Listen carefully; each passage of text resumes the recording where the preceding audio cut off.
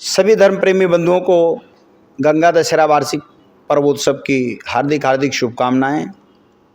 बड़ा शुभ संयोग है, कहते हैं त्रिवेणी। इस बार गंगा दशहरा 5 जून को पड़ रहा है।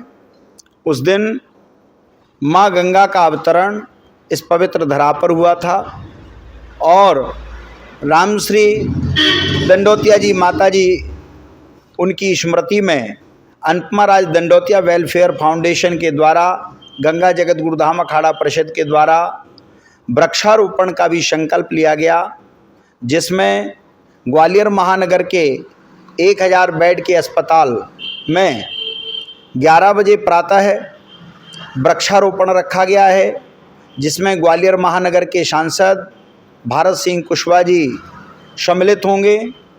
उसके उपरांत गंगा दशहरा के इस पवित्र पावन पर्व पर गंगा जगत गुरुधाम द्वारा वार्षिक उत्सव मनाया जाता है, जिसमें बड़ा गांव गंगा धाम में श्रीमद् भागवत कथा का भी शुभारंभ होगा, यज्ञ होगा, चिकित्सा शिविर का आयोजन रखा गया है, ज्योतिष शिविर का आयोजन रखा गया है, आयुष्मान कार्ड निर्माण का आयोजन रखा गया है, जन समस्या निवारण का भी कार्यक्रम रखा गया है।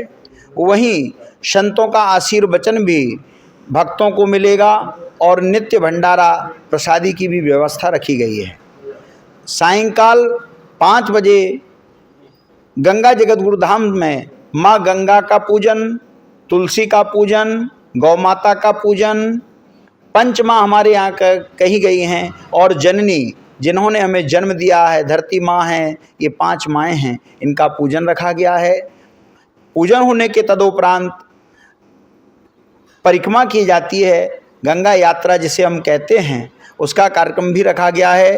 तो ग्वालियर महानगर के सांसद जी भारत सिंह कुशवाहा जी भी उस गंगा यात्रा में सम्मिलित होंगे और वृक्षारोपण गंगा धाम में भी करेंगे।